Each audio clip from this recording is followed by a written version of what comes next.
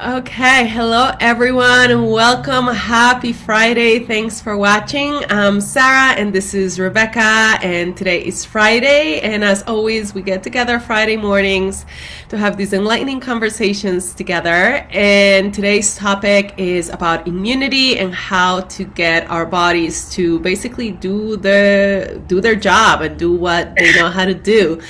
So, welcome. If you're logging in and you're watching us live, please say hello on the comments and feel free to ask any questions as we go along. And if you watch the replay later over the weekend, then just make sure to hit hashtag replay on the comments when you watch it. So let's go ahead and get started. Rebecca, start wherever you'd like.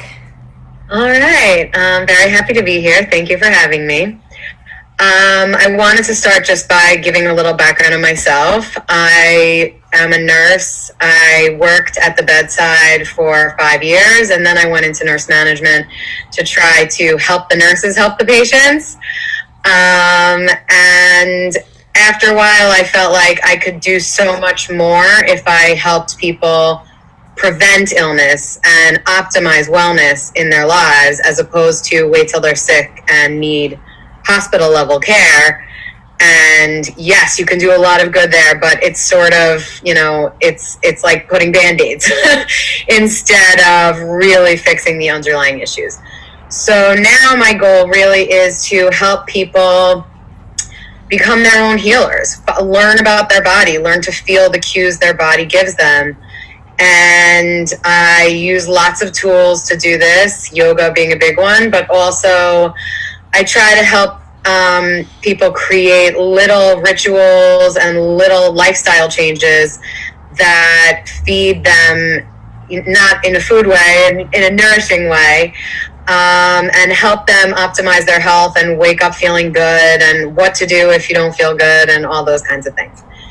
So the one thing I have to say is that each body is unique. We're not robots, and there's no cure-all for everyone, do XYZ and you'll feel better. Everyone has their own specific body type, body stage of life, stage of the month for women. If your period really changes how you'll feel throughout the month. And the way to optimize your health is really listen to the cues that your body gives you, and really start hearing the more subtle cues so that you're able to respond to them. And the quieter, the more you respond to your cues, the more you'll be able to hear the more subtle cues. As your body feels supported and loved and heard, it will begin to give you more specific cues. If you're, eating processed food every day and you go eat processed food, you're not going to feel that different because that's your normal. But if you have really, gotten yourself to a healthy, whole, plant-based diet, then you go eat something that's processed, you'll feel it immediately, because your body's like, whoa, I'm not used to this. What happened?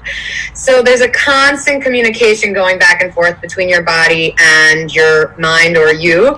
And the more that you take care of it, the easier it'll be to hear those cues. So What kind of cues are we looking for? Like, what do you mean by cues? So it starts as simple as like, oh, I'm hungry. I should go sit down and have a proper meal, instead of grazing all day, since that's sort of our way now, just like sort of popping things as we're bored, and, really sit down, have a meal, feed yourself nourishing food. I'm tired. I'm not going to wait till it's 2 a.m. and my eyes are burning and I'm yawning, right? Like you're going to, I'm tired. Maybe I need to go to bed half an hour early tonight than I usually go to. Anything from like, oh, this didn't 100% agree with my belly. What could I have eaten differently that would have made me happier, would have made my body happier? I see. And that doesn't mean that you're having crazy GI symptoms and you're throwing up. It means like it feels a little off. Or I feel like I have a headache. What did I do differently? Not a full-blown headache that I can't get out of bed, just like it feels different. Listening to those kinds of little signals really inform you about how to take care of yourself. And yes, it does take knowledge, and I really do encourage anyone I work with to have some basic knowledge of body functions, especially if there was something that was an issue. And I will explain how the immune system works as we go forward, and I start to focus on the immune system so that people do understand. Because if it's all just a foreign concept, then it's like so much harder to really understand what could impact you how. So one of the things, because I try and listen to my body, right? But then sometimes the effects of whatever I eat seem to be immediate, and some of times they seem to happen like later in the day or later at night. And because I guess I'm so in tune, I know what it is that I ate 8 hours ago that is causing the symptom now. Like, I just know. But how would someone start to try and track that? Because you might have a meal and maybe right afterwards you feel really heavy, or maybe right afterwards you feel fine, but then 3-4 hours later you're feeling a little bit different. And how do you know what is it that triggered it? So as you begin to tune in, you will be able to feel those subtle differences and notice the differences in what you did, like what experiences you had that day that you didn't have other days. It takes a certain level of mindfulness and awareness. But also, one way for people that don't have those cues yet, but want to start having them, is to keep a food journal. So if you write down everything you ate, not from a perspective of restricting yourself or holding back, but just to be aware, because a lot of times I find with, like, I have 3 kids, I feed them dinner, then they don't finish their dinner and I finish their dinner. And then I go have my own dinner. And so you don't even count the dinner that I just ate, so I didn't have to throw it out in the garbage, which I'm working on that, and I've decided I will no longer be a garbage. There is a garbage, and I'm not going to just finish their food. But, there's so many times where you're not even paying attention, and so it goes unnoticed.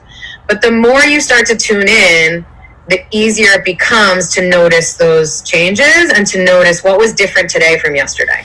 And it could be something, like sleep is a huge, it doesn't all have to be related to diet. Sleep is a huge element of health.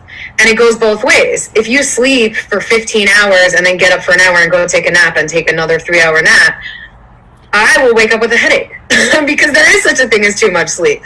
And you need to move and, move the energies around your body and move anything that's stuck, right? Whether it's food or lymph or energy, it doesn't matter. It needs to move. And one way of doing that is by walking around. And if you're just sitting in a bed or moving from the bed to the couch, that can also cause the same sort of headache or bellyache or whatever. So when you're keeping a food journal, it sounds like you need to be keeping a food journal, a movement journal, and a sleep journal, and then plus a symptom journal. Yes, which I will get to that when we get to my input-output slide. But you have to take baby steps, right? Like, the reason that this type of health is not popular, I would say, is because right now we're looking for easy fixes. We want pills, we want treatments, and then I'm better. And in an ideal world, I guess, sure, like, we would have all those easy fixes. But we know that nothing comes without work and time and effort.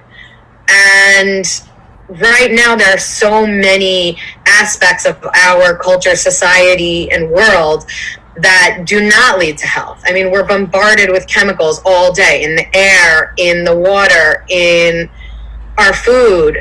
And our lives are very sedentary. We sit and we look at computers, especially now with so much Zoom, and it's great because it allows us to do this across the country, but also then we have to be cognizant of what else we're doing in the day. So I don't want people to start feeling like super overwhelmed, because that also is an aspect of health, right? We have to be grateful for what our body is able to do for us today, and, not add to the stress of our lives by thinking, oh my God, I'm so far from health. But we need to just slowly, step by step, start being aware. So I encourage people to think of, like, what is their lowest hanging fruit, what would be the easiest thing for them to change. So if someone, uses food as comfort, maybe food is not the place for them to start. Maybe movement or sleep or removing toxins from their body is the place for them to start. So let me share this slide so we can talk about all the elements that impact your health. And then I will get to the immune system because the immune system is somewhat of a complex system and involves almost every other part of the body. We know everything is connected, but the immune system is particularly everything is connected. So the way that I look at health is a mindfulness about the inputs and the outputs of the body. So what are we putting in that is going to impact the body? And all of these can have positive and negative elements to them. So food is medicine in my mind. That is the best way to help your body heal itself.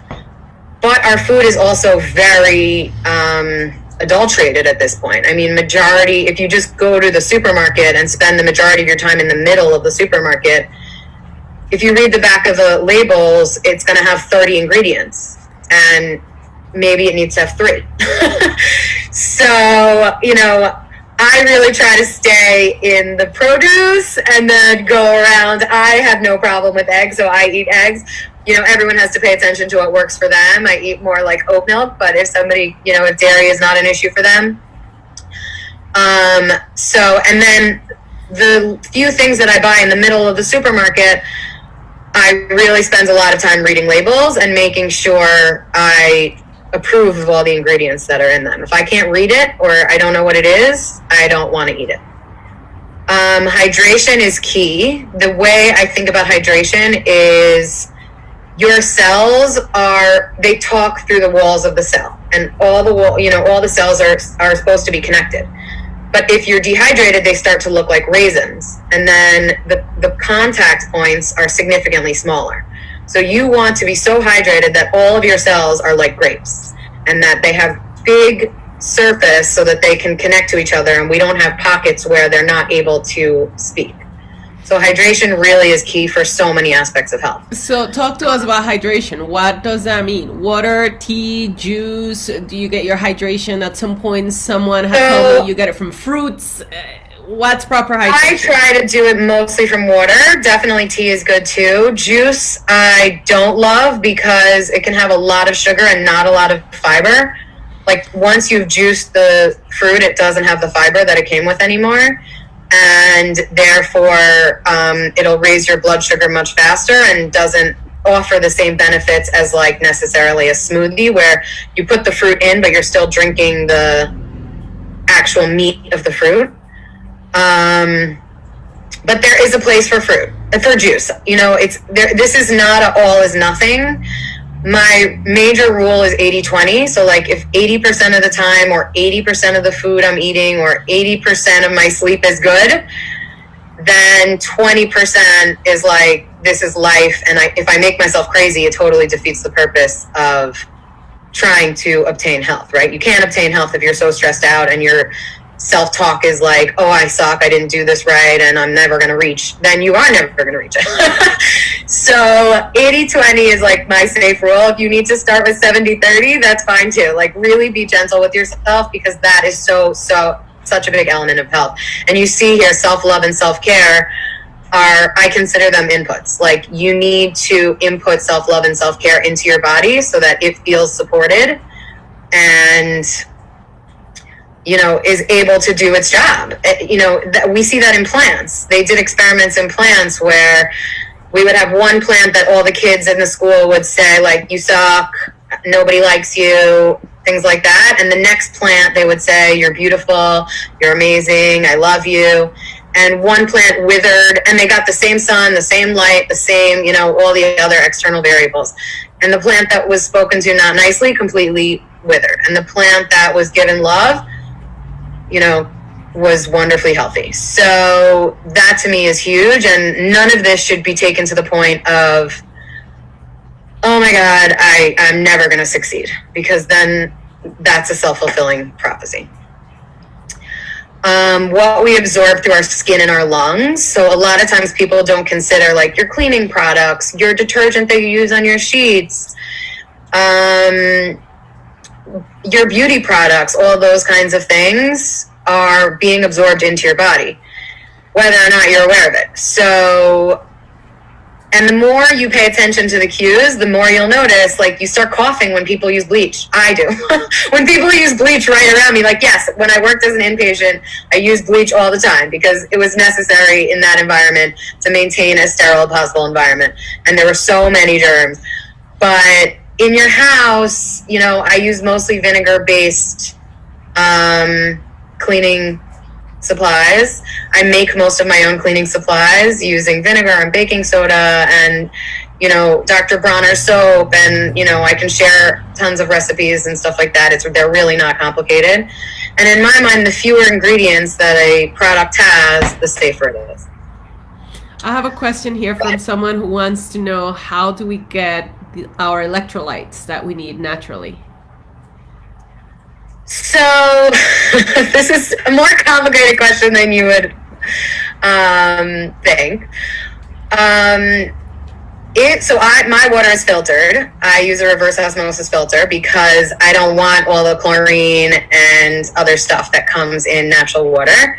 And the problem with that is it can remove minerals as well. So, and electrolytes. Like it basically, you know, brings the water down to like distilled water, basically. Pure water, like distilled water.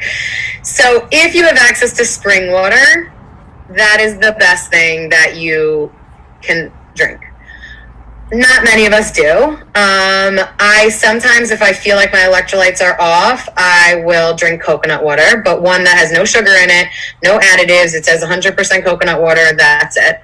That's a really great method of getting electrolytes. I know some people add like mineral drops and stuff like that to their water.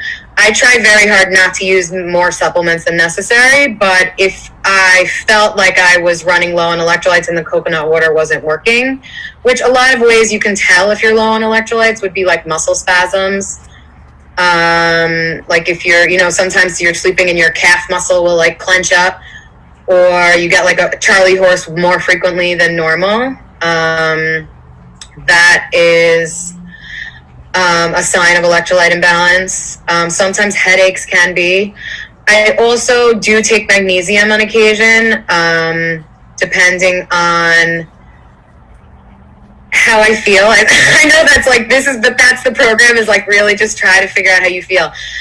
If I'm not like, if my GI tract, this is an output, right? So like, if my bowel movements are not what I want them to be because they're, you know, because I feel like my peristalsis of my GI system isn't working well enough, then I will take magnesium. If I'm feeling super anxious, that to me is sometimes a sign that I need magnesium.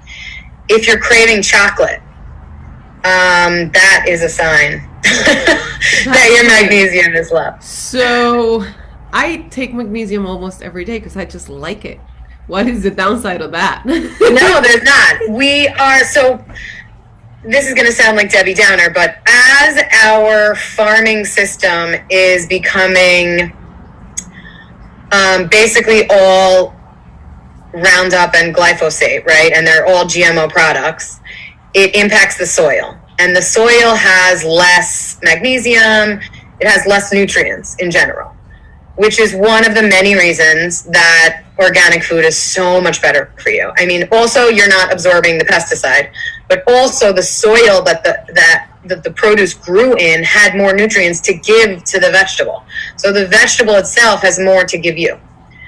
So that is one of the biggest problems with glyphosate, is that it just damages the soil, and they just grow monocrops, meaning like in the olden days they would rotate crops through the fields so that, you know, some plants give off nitrogen, some plants need more nitrogen, some plants give off, other minerals more, some plants absorb them more. So they would rotate the crops so that the soil would stay healthy and that they could get better crops.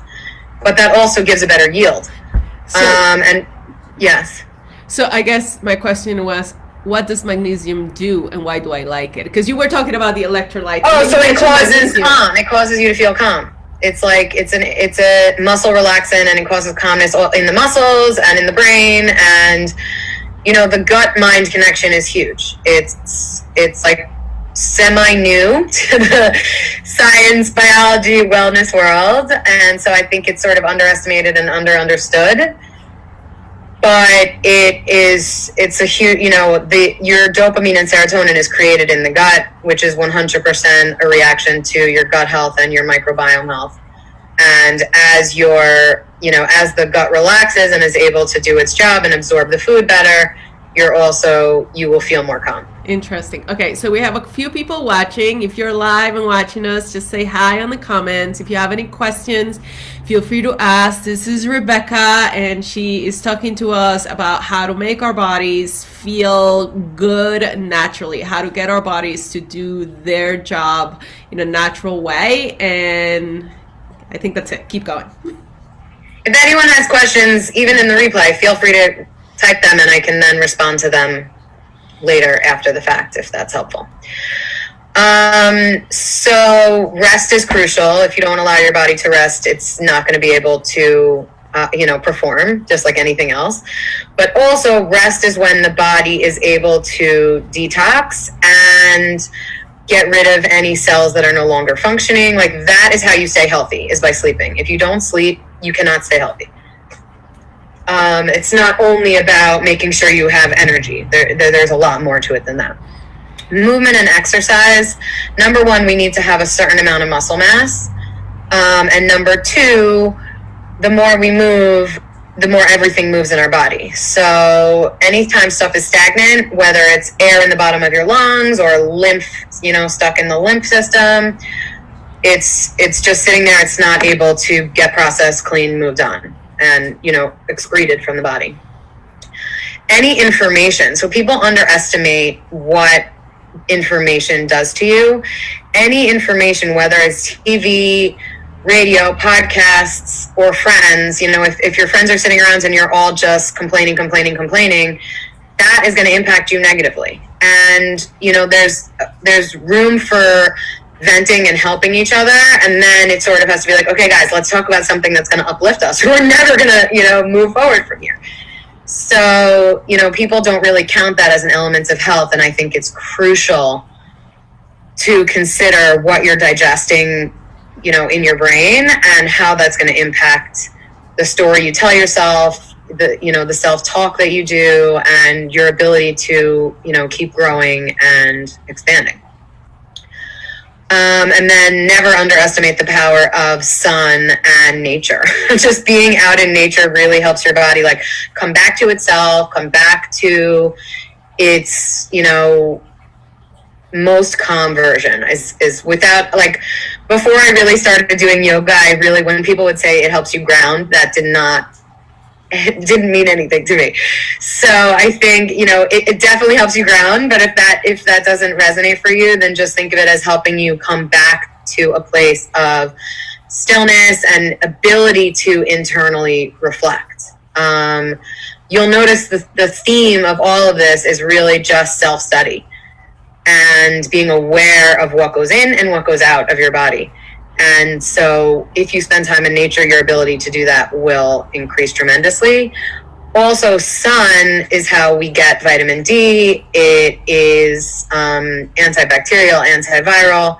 And, we spend so much time nowadays being scared of the sun and scared of skin cancer. And I think it's sort of a detriment to our health. Yes, I wear sunscreen if I'm going to be sitting on the beach because I don't want to sunburn. But also, I don't think of the sun as this scary, horrible thing that I need to stay out of. When you feel the sun on your skin, you feel how good it feels. There's a reason for that. Your body is sending you a message. So that's another type of cue. If it feels good, it's probably good. Yeah, there are things that feel good that in the long run aren't good. But I like to think about, is it going to feel good tomorrow? So sitting in the sun today, not if you're burnt, right, to a crisp, but sitting in the sun for 15 minutes or with SPF 30 for 4 hours is going to feel good tomorrow. And, maybe some of the other things that feel good in the moment are not going to feel good tomorrow. And then the outputs we want to consider are your bowel movements. They should be soft but firm. They should be happening every single day. There are some people that will tell me oh, that's not me, but that everyone should be going to the bathroom every day. Urine, like, it shouldn't really have a strong smell. Like, yeah, if you eat asparagus or you didn't drink enough water yesterday, it's going to have a smell, but it shouldn't be the kind of thing that really smells. And it shouldn't be super dark. Like, it should really be as, close to clear as possible. The quality of your skin. Yes, there are genetic predispositions to, how your skin looks. But also, your skin and your intestines are one connected long tube. Those, I don't know, when I was a kid, there was this toy that was like a balloon with water in the middle, and it had a hole through the middle, and you could like shake it and the balloon would move around. So I like to think about my body that way. Like, yes, it's not going to move around. The intestine is not going to come out, but it's a continuous piece of skin that goes all the way from here, all the way out of my bottom to my legs. And so consider your skin like a message from your inner body. So that means like itchiness or dryness or rashes or eczema or, those are all messages, and they don't all mean the same thing for every person. So I can't say, oh, if you have eczema, cut out gluten and cut out dairy. It really bothers me when people say that, because I think it's like, there is no one, you really need to see what works for you. But, not just like saying, oh, well, I need to use a stronger face wash, or, oh, I need to start using antibiotics on my face. Like, that to me is like when I hear people like, oh, I just started using antibiotic pledgets, or I once had a doctor tell me to do that. And like, no, the bacteria on your skin it's a symbiotic relationship. Like, your bacteria is helping you stay healthy, and it's helping you fight off the bad bacteria. So yes, there are times if you have a staph outbreak on your skin, then for a short period of time, antibiotics can be helpful. But to say that I'm going to use antibiotics on my skin for the end of time because now my skin doesn't have breakouts is like covering up the problem, because really we need to figure out what's going on that's causing this in the first place. Quality of your breath. Like, are you able to breathe deeply? Do you find you're out of breath very quickly? Do you find that a certain thing is causing you to start coughing or like make your breath shallower? That's a really good indicator. Another one is if you're a mouth breather. That is an indicator. Adults are meant to breathe through their nose because the nose is filled with hairs and it will catch any foreign material that's going in. So paying attention to, am I breathing through my mouth or my nose? Your ability to sleep. Movement and exercise as an output, meaning how do I feel when I'm exercising? Do I have energy? Do I have, am I having aches and pains? Like, what's happening? Feelings, like, did you wake up sad? Did you wake up angry? Those are all methods of your body communicating to you. And there is some relationship between like your food and your bowel movement, your hydration and your urine, what you absorb through your skin and the quality of your skin. But also it works many ways. Like, your food can impact your skin and your food can impact your feelings. So it's not just line to line. Your stress levels. Does a small change cause you to have a huge spike in stress?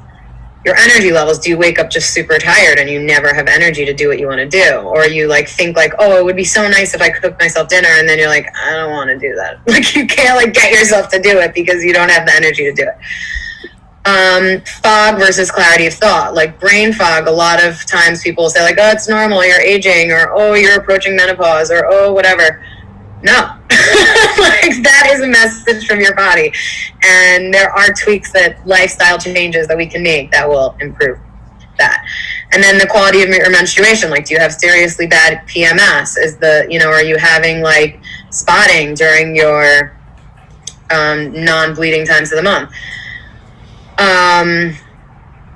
And that is a really good indicator of your hormones. So we sort of, we have so many bombardments, which, that xenoestrogens that come from plastic and pesticides and the quality of the food that we eat.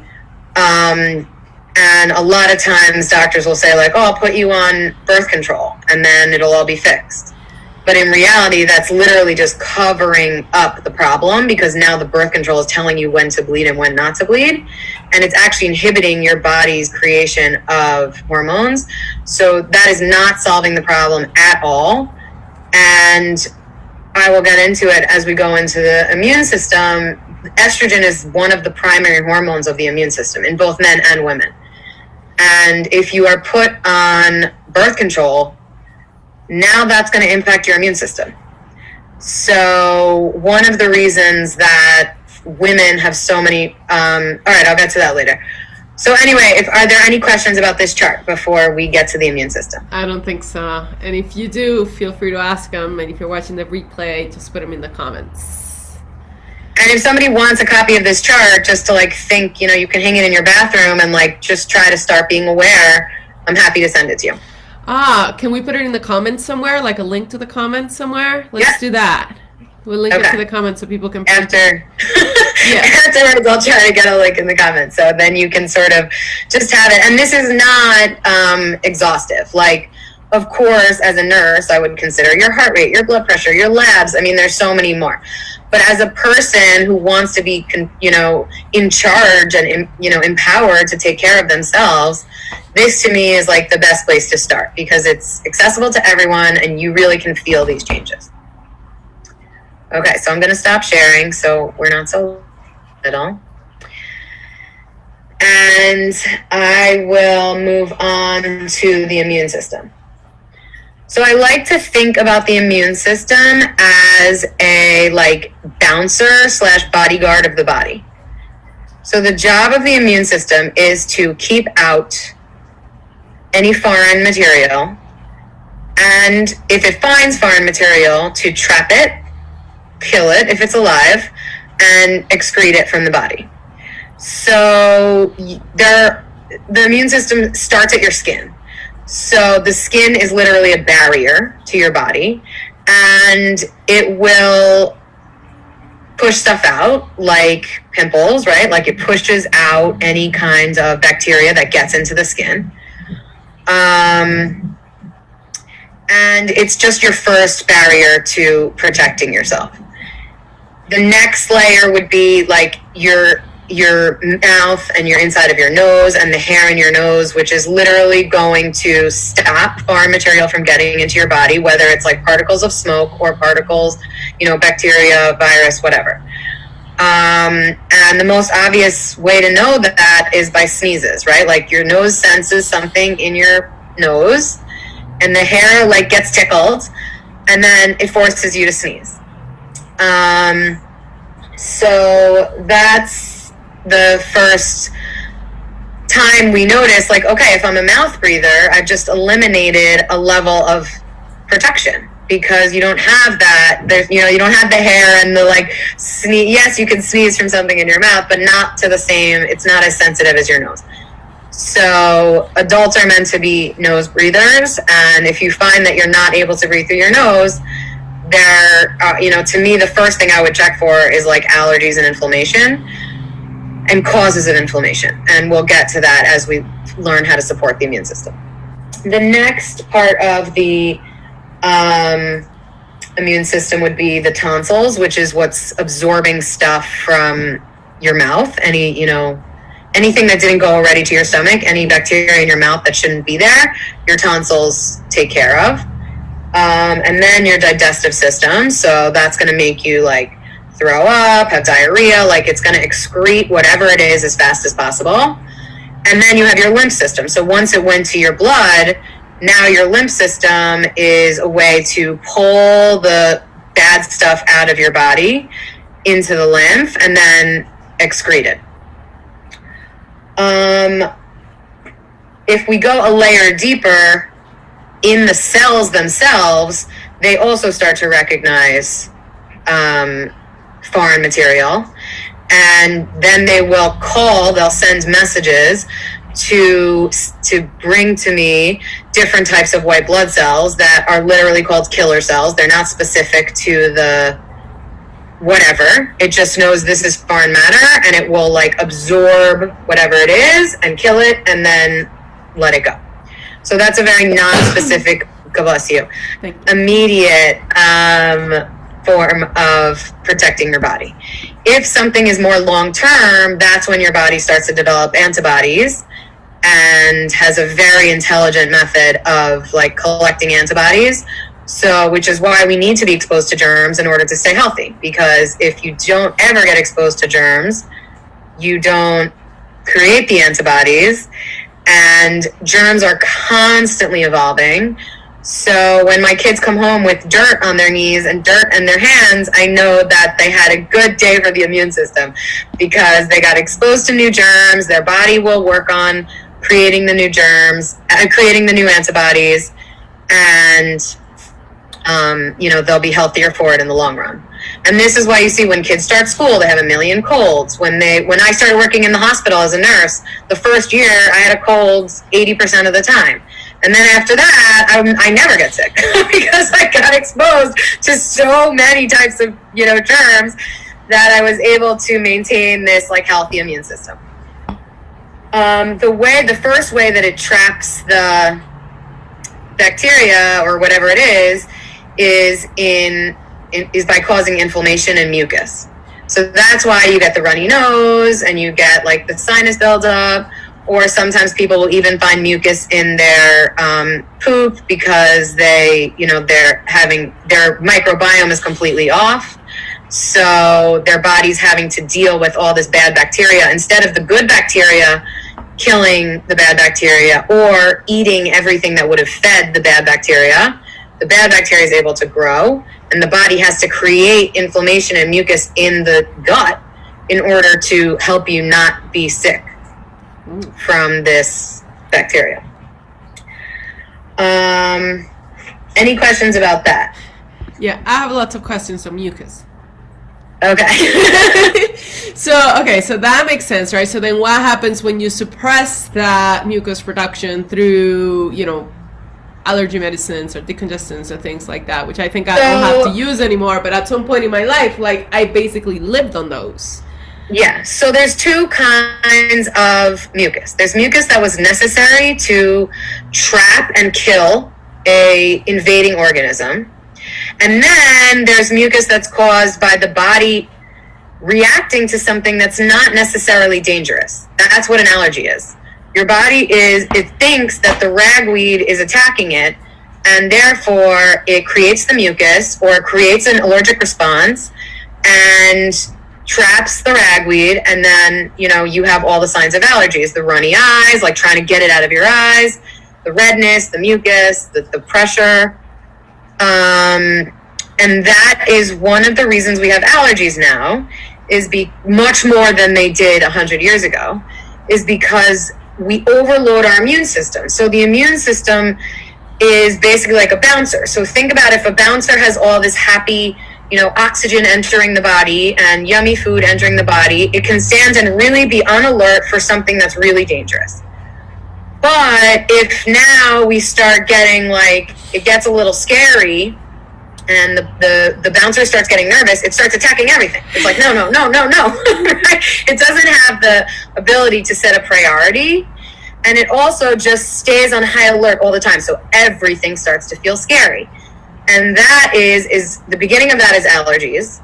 And the end of that, the extreme version of that is autoimmune disorders. MS, there's so many. So women are very prone to autoimmune disorders because of the estrogen. If your estrogen is too high, then you can, create an overreactive immune response. And if your estrogen is too low, so like post-menopause, you have an underactive immune response.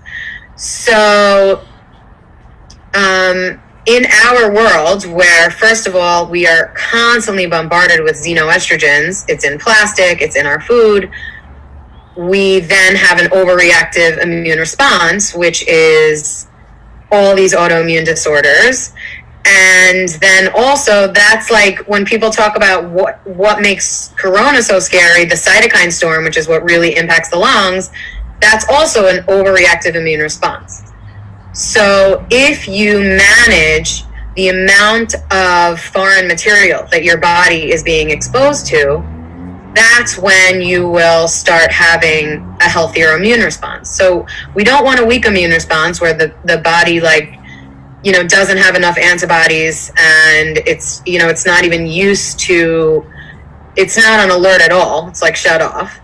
And we don't want an overactive immune response where it starts to fight yourself and or fight whatever you're allergic to, ragweed, dust, whatever.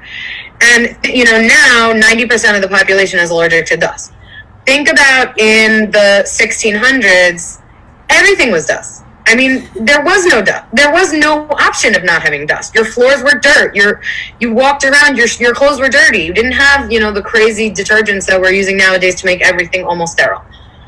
So, trying to be super, super clean and sterile is not the way to go, because A, it makes you much more sensitive when it gets exposed, and B, it kills your microbiome, which the good bacteria in your body, which is all over your skin, you're literally covered in bacteria, even if you just got out of the shower, which is why, like, before someone draws blood, they rub alcohol on your skin. Because even though that, up here is clean, right, there's still bacteria there. And so in order to keep it from getting infected, because they're going to pierce the skin, we need to rub alcohol there. But if you did that all the time and you're just totally wiping your body clean of bacteria, then you're creating a situation where your body has no support, and it's going to get sick. Interesting. Okay, keep going. We're about 40 minutes. How much more do we have? What else did you want to cover today? I just wanted to talk about what you can do to promote your immune system, which sort of goes back to the chart, but I won't have to show it again because they got it and I'm going to put it up later. So basically, what can we do to promote our immune system health? The first thing I would say is give it what it does need. And it does need nutrients, micronutrients, vitamins. The three biggest vitamins I would say that promote your immune health are vitamin D, vitamin C, and zinc.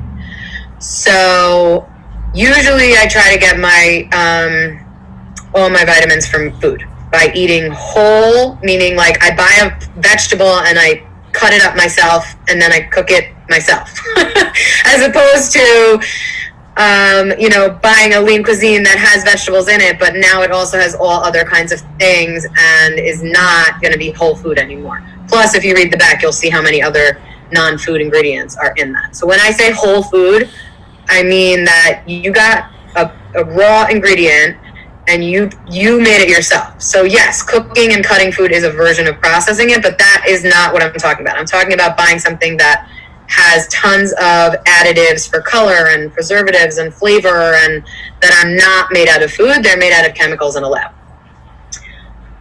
Also, I would say 80% of your food should be plant-based. So I'm not a vegan. I eat different things as I need. I feel that I need meat for energy and for B12. That's a whole nother discussion. But 80% of my food comes from plants, from vegetables and fruit. And some of that is in a smoothie, some of that is in soup, some of that is in, I put spinach on everything. But what you need to know is that food is medicine, and it has codes for your body. So yes, it has the nutrients, but it also has codes, like programs for your body on how to heal itself. So I have a big effort of having 50 diverse vegetable or fruits a week. And that sounds like really crazy to some people because it's like, well, I have my 5 that I love. And that's great. And everyone has their 5 everyone should have their 5 that they love. But we want to give your body a diverse sampling of phytonutrients, of proteins, of all the things that are building blocks of health. So are proteins included in the 50? Well, protein that comes from vegetables. Which is what? So, which is like legumes. There's, I'm trying to think right now. It's not coming to me. But I can come up with a list of that also. And they all have different, different makeups. So I would say that having collard greens is not the same as having kale, is not the same as having spinach, even though they're all leafy greens. Having a green apple is not the same as having a red apple. You know, they say eat the rainbow. Like, you want to have all colors of food because every color of a food is a different vitamin and mineral. So you really want to try to have a diverse, what you're eating. And I shoot for 50, which might be high, but it's worth it. Vitamin D, before we move on, you mostly get through sun. So if you're not able to spend at least 15 minutes in the sun a day, or you're the kind of person that wears a really high SPF all the time, I would say it's worth it to supplement vitamin D. Be very careful what supplements you take. There are a lot of supplements that have crazy things in them that you're like, this is supposed to be healthy. Why is this, why are they putting sugar in my supplement? Sugar is a huge source of inflammation.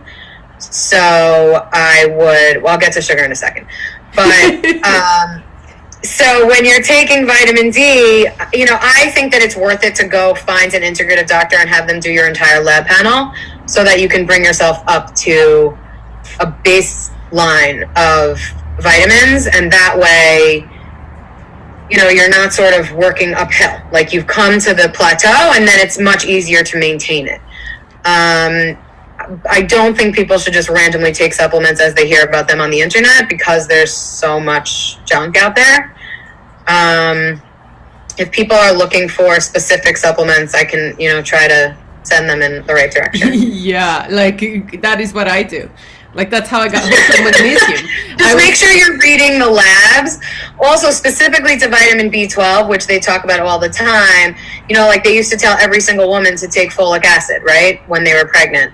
And then they figured out that, oh my God, 30 to 40% of the population cannot use folic acid. They can only use folate because of a genetic SNP called MTHFR, which I have and my son has 2 copies of. So that means he got it from his dad and me. That's how common it is. So, and I have so many friends that have copies of this genetic SNP also.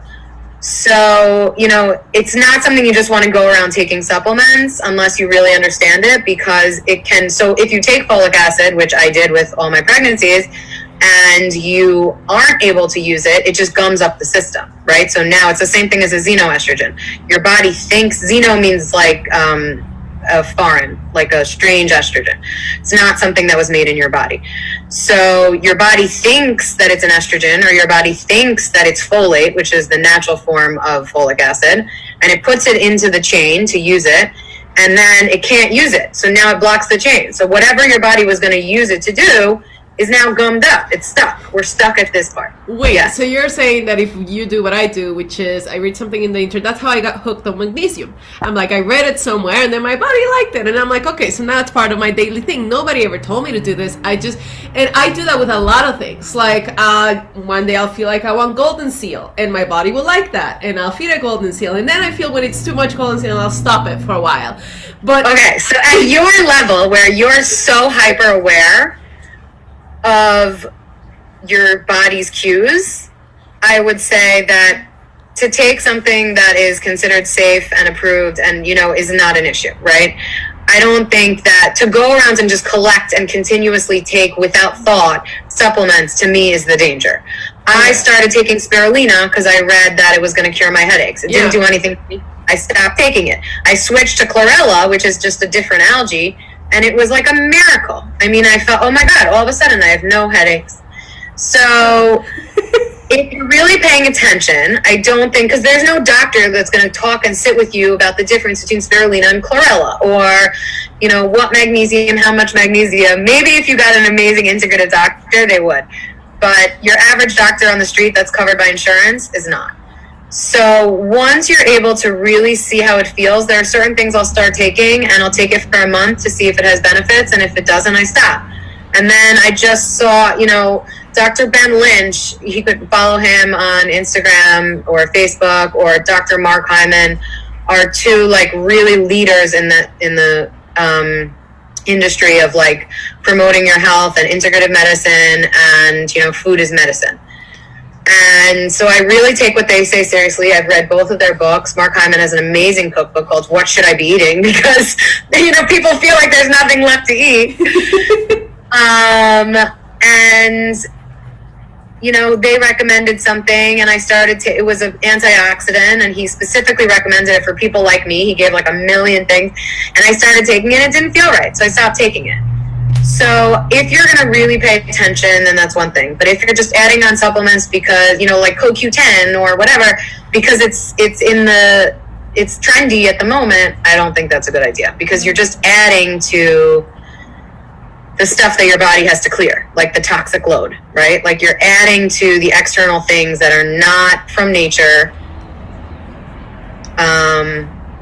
And then I would say not everything in nature, like quinoa is supposed to be a superfood. For me, if I eat quinoa, my stomach hurts, so I don't eat it. And I did a test, like I thought, oh, maybe quinoa is not good for me. And I was like, you know what, I'm going to try it 3 more times with like mindfulness about it, and I'm going to pay attention to how I feel specifically after that. I'm going to try to eat it without other new things that I don't know if they agree with me. And lo and behold, all 3 of those times, my stomach hurt. And I was like, okay, this is, I was right. And now I don't eat quinoa, even though I wish I did, because it's an unprocessed grain and it's, readily available. So we were talking about supplements, and it came to me to just ask, because one of the things that I do is put those protein shakes. I buy the plant-based ones. I don't know how you feel about those too. So I don't love protein powders, because unless you really read the ingredients, they a lot of times have other stuff. I prefer adding like chia seeds or flax seeds or hemp seeds or any combination of that. Well, you are all of the above. All of the above, right? On top of the protein powder. So there are protein powders that are fine.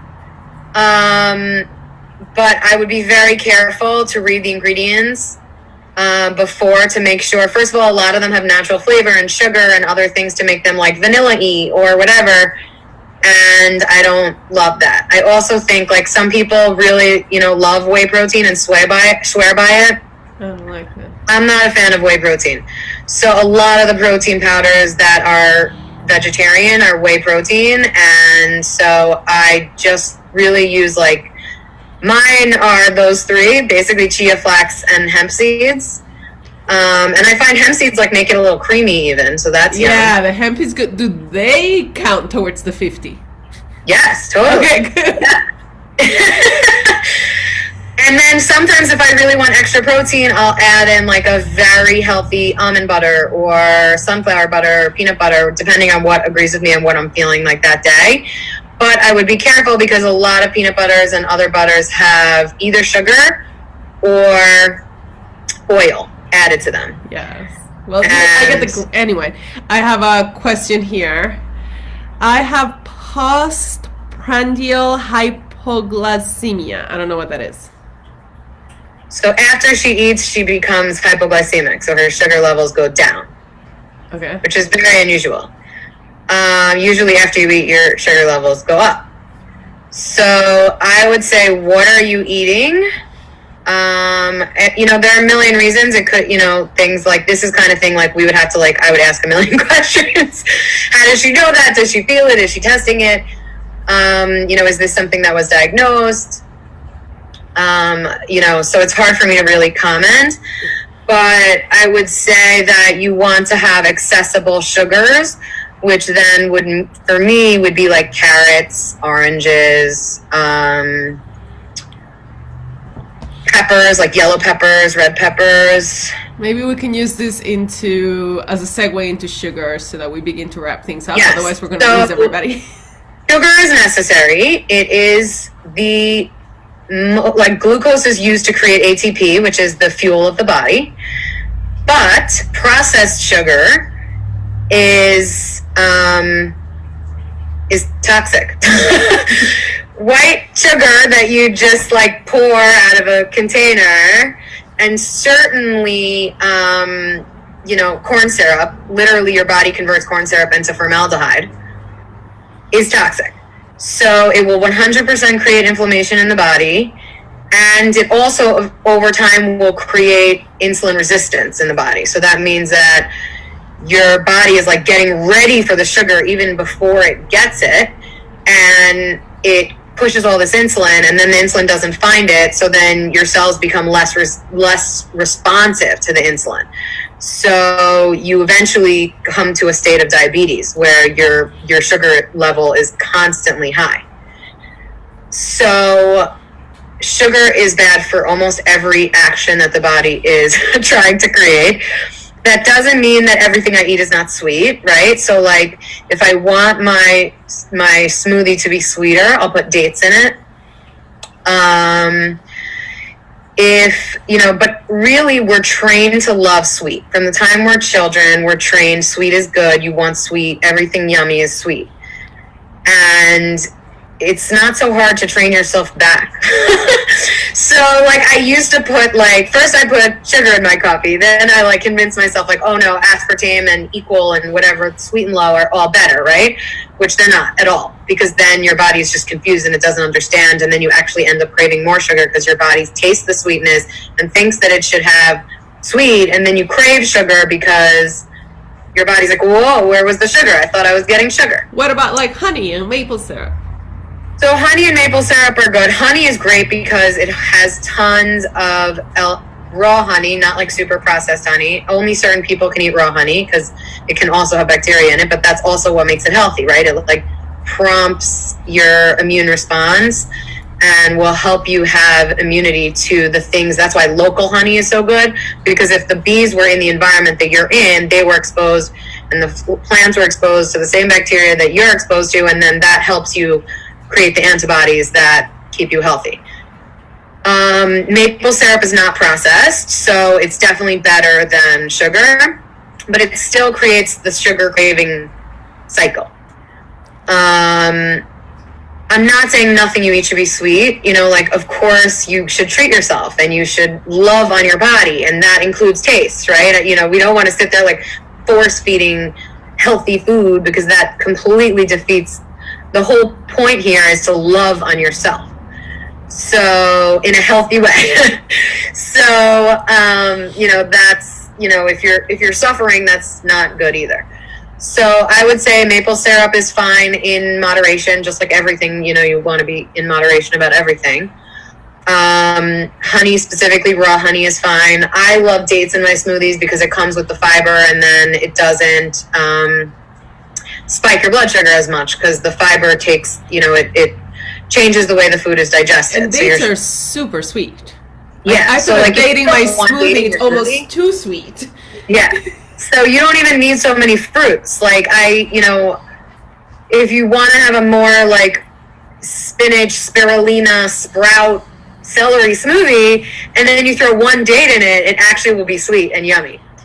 So the other thing people don't think to put in their smoothies is lemon juice is really good for you because it has the vitamin C and lots of other phytonutrients. Ginger is really good in smoothies. And both of those are good in tea. I don't have those in smoothies, but I have those with water and with tea. Ginger and lemon all day long.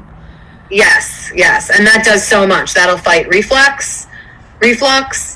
That will fight colds. That will fight mucus overload. I mean, it does so much. It's really that's one of my favorite drinks is hot water, lemon, slices of fresh ginger, and raw honey. Can I share a tip? Because I'm a lazy cook. Yes. And chopping the ginger, and even with the spoon tip, it's those garlic slicers where you put it in. It's like a tiny mini little slicer thing, and it's meant for garlic. Oh yeah, like a mandolin. Yeah, like a little tiny garlic mandolin. I use it for ginger. It works amazing. And then I'll have to fight with my ginger all the time. That's genius. I'm gonna do that. Okay, I just want to...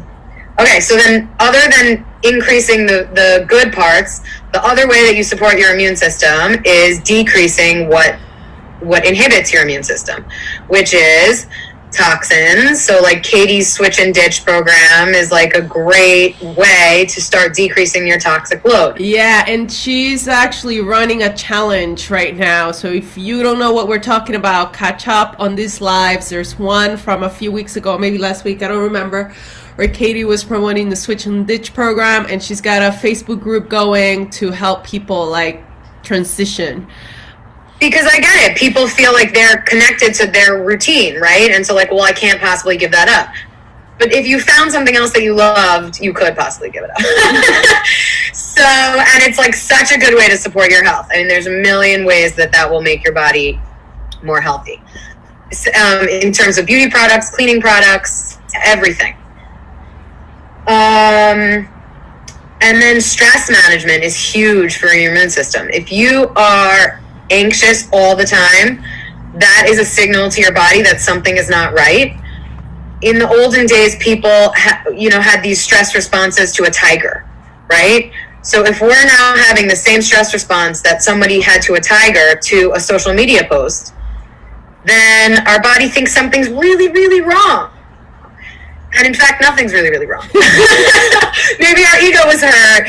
Maybe, our paradigm of truth was challenged.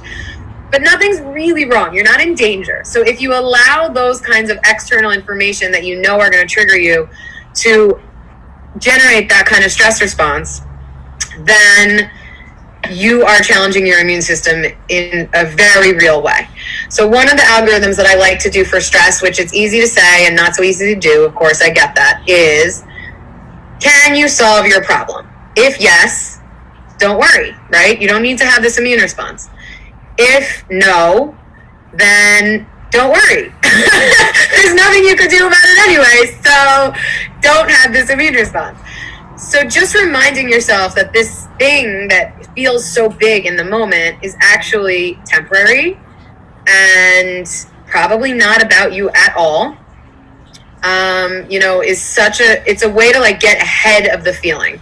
And that doesn't mean that you don't want to feel your feelings. You 100% need to feel your feelings because they're cues from your body, and they can be cues about your food, your sleep, who you're hanging out with, a million things.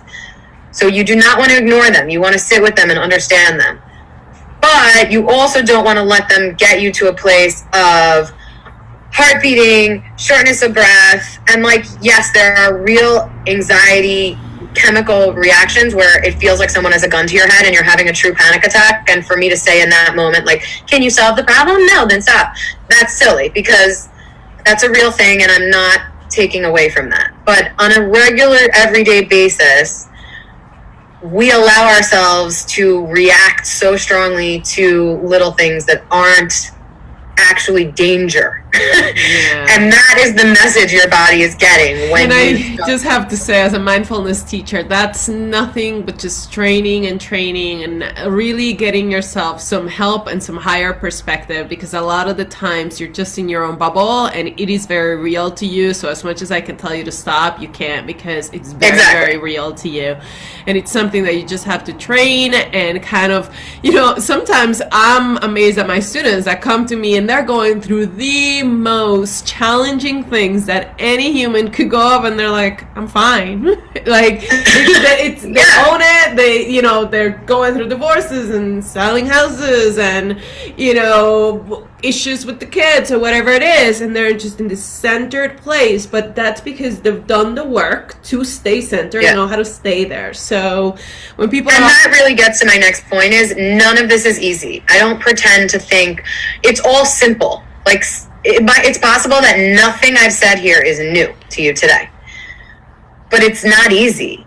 And implementing it in your life as a routine or as a lifestyle is incredibly difficult. And if you're holding it over your head like, I have to do this now, that's just going to add to your stress, and it's just going to, decrease your self-talk, the quality of your self-talk, and that's not going to help you. I was reading an analogy. Somebody was helping me with something, gave me this analogy. It's like, if you are trying to land a plane in a rainy night in the middle of the day, darkness, would you try and do it alone? No. Right. You would get some help. To tell you what to do and how to do it. It will be helpful to have you would never try to land a plane alone. You would have air traffic control every single time, right? Exactly. And so when, if you're thinking they're like, yeah, this sounds wonderful, there's a reason that we as coaches help you. I can help you with all the mindfulness stuff and the mindset and really understanding how your life works and how energy works and how the human system works. Rebecca helps with this. So talk to them a little bit about how do they get in touch with you and how you work. So you can DM me and I will send you a questionnaire to start, seeing where you are today, and also sort of help you know where you are today. A lot of times, we're just like hard on ourselves and we don't realize how much we do know. And, we're just going through our lives, so we keep doing them the way we do it. And then from there, I will meet with you. We will go over what is the lowest hanging fruit, what would the easiest thing to change be, and also what would make the most impact. So a lot of times those are not the same. And, then we have to see, like, are you ready today to see what will make the most impact, or should we start with the lowest hanging fruit and, we develop together, because my goal really is to give you knowledge and power and ownership of your health and your body. And no one can feel what you feel. You're the only one that's on the inside every day, all day. And, when people ask me, how do I choose a pediatrician? I say, one of the biggest questions is, how are they going to react when you tell them, well, as a mom, I think XYZ? Because if they don't care what you think as a mom, they're missing out on a huge piece of information. So to me, you need to care for yourself with the exact same level of care that you would care for your newborn. And when we have a newborn, we worry about every little input. We worry about the temperature. We worry about what detergent we're using on their skin. We worry about, who they see and who, everything. So you should have that same level of care for yourself. And if you're interested in working with me, I will work with you to create a plan and, hold space for you to implement the plan slowly over time with compassion for yourself, and make sure that you're giving yourself the love that enables all of this to work. And as you continue, you start the process, it's like a snowball effect. You start feeling the power of your efforts. You start feeling the outcomes of the outcome of your efforts, and then you're more interested in investing more in yourself because you have more energy to do so, and you're in a happier place, and you realize how much impact you really have on your own health. Yeah. So if you're interested, you can DM me, or my email, my phone number are both on my website, which is roottorise.yogaspace.com. I can put that in the comments. And I would really love to help anyone, especially the situation with the postprandial hypoglycemia. Like, there's so much there, right? And a lot of doctors have 15 minutes to sit with you, and even if they wanted to explain to you exactly what you can do for yourself, you see, this was supposed to be 40 minutes. An hour and 10 minutes in, you just can't, you can only say so much in 15 minutes. So, I'm happy to work with you. And, obviously there are situations that are going to require specialists and more intervention. And I do really believe that Western medicine is good at illness, and they have tools to offer us in the appropriate time and the appropriate situation. But the majority of your health and wellness comes from you and your daily minute choices. So empowering you to see the power of your choices and the value that you will get by making good choices, it stops becoming like chores and starts becoming opportunities to really feel good and invest in yourself. And you are the biggest asset you have. You can have $1 million. If you're dead, it's not worth anything anymore, right? Or if you're sick in bed and can't see people, it doesn't have any value anymore. So if you invest in yourself, that's literally investing in your biggest asset. Yeah. So I'm here to help anyone that, is ready to take on a new journey. And the one thing that I want to add about Rebecca is that she really knows her stuff. And I think that from her program, that's the most empowering thing, that you're going to get the knowledge. Like, even as you saw the exchange between us, it's like, okay, I eat healthy by accident almost. I eat healthy by intuition. I eat healthy. I do healthy things. And just this morning before we got on the line, I had a question about something. I'm like, Rebecca, I don't know, am I doing this right or not? And she's like, no, you're fine. And I'm like, oh, okay, good, because I honestly didn't know, because I don't know how the cells work and how hydration works and whatever it is. And I'm honestly just following my intuition, but I understand not everybody can do that. But even if you can do that, I think that having the actual knowledge of the why and the how and what's actually right and what's not can be super empowering in helping you make decisions. Like now I'm never going to just take a supplement just because I saw it on the internet. I will and I do really love certain supplements. I do. Like chlorella is one of my favorite things. If I don't drink my chlorella, I'm sad. So, but also you don't want to just blindly throw stuff at your body. All right. Thank you so much for sharing your wisdom with us. Anybody with questions, put them in the comments. Tag Rebecca. Thank you so much for watching, everybody. Have a great weekend. My pleasure. Bye. Namaste. Namaste.